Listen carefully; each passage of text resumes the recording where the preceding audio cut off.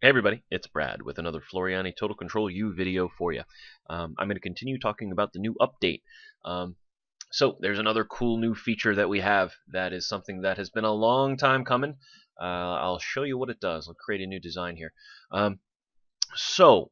Anytime you're manually digitizing a design, you're going to come up against the problem that the default settings for the stitches are never the right settings for what you want to do. For instance, if I were, or remember when we did realistic animal fur, for instance, we had to change the default setting for the fill. Here, just let me bring up. Where's my wolf head? Here it is. All right. So remember when we did this? Make it a little smaller here. I had to change. I drew in his body like this.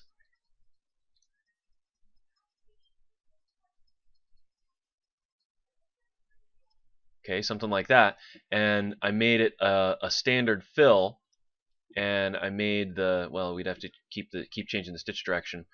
We'd still have to change the stitch direction, but so I had to go over here though and change some of my properties. I had to go and set this to a random pattern, and I think I set the stitch length to something longer. And I think that's all that I had to do. But I had to do it for each part of the body, and then every time I do that, I would have to go in and do it. So if I digitize a lot of realistic animals, then I would have to every single time go in and do this. Now, you don't have to do it anymore because now you can actually use presets. So what's a preset? If you go in and select an object, in this case it's a fill object, so I've got my object selected, my fill selected with the properties that I like. I can go up to my complex fill stitch icon up here at the top and hit the little drop down arrow and choose Save Preset. I'm going to name it Animal Fur, not Animal Fur 5, Animal Fur Base, and hit OK. Preset saved successfully. So what does that do for me? Go ahead and delete that. We'll go up to our complex fill tool up here, choose animal fur base by hitting the little arrow there, animal fur base. Now I go in and I draw my area in.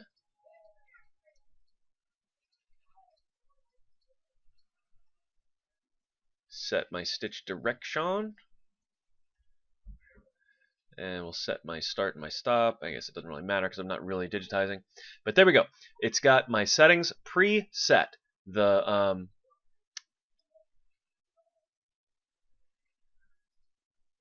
standard. Ah, there we go. I just didn't have it selected. I'm like, what's going on? So, but it's got my settings preset for me here. So my fill type is standard. My fill pattern is random. My stitch length is 5. All the settings that I've chosen are already there. So I don't have to go and set this myself every single time. Anytime I want to draw a realistic animal, I'm just going to go right up to here, choose the animal fur base preset, and go and draw that in.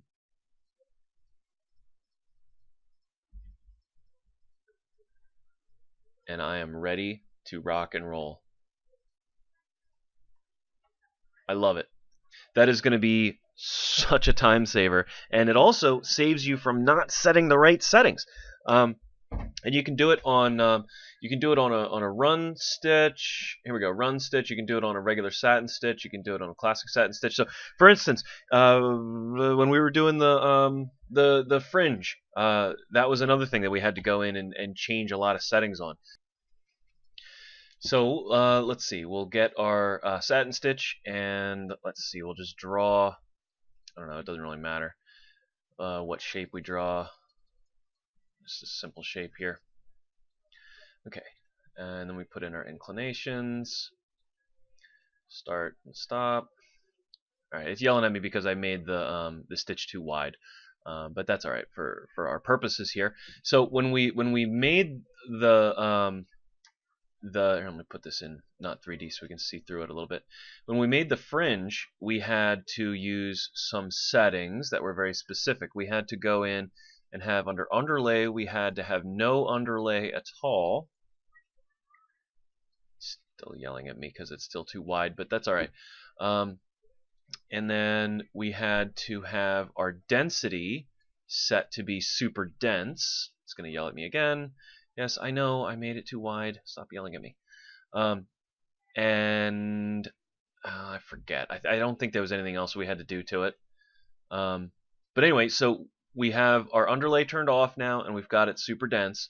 So we can just go up here to our satin stitch, hit Save Preset, and call this Fringe, and say OK. So I have the presets for Fringe already saved in. I could now go in, go up to my satin tool, choose Fringe. I won't draw it as fat this time so I don't get yelled at by this program.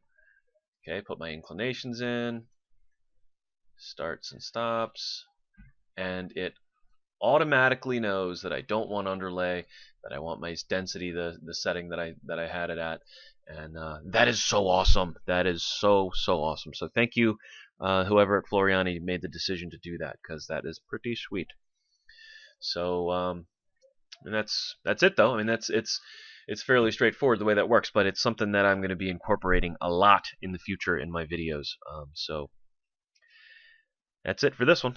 Thanks for watching. I'll see you in the next one.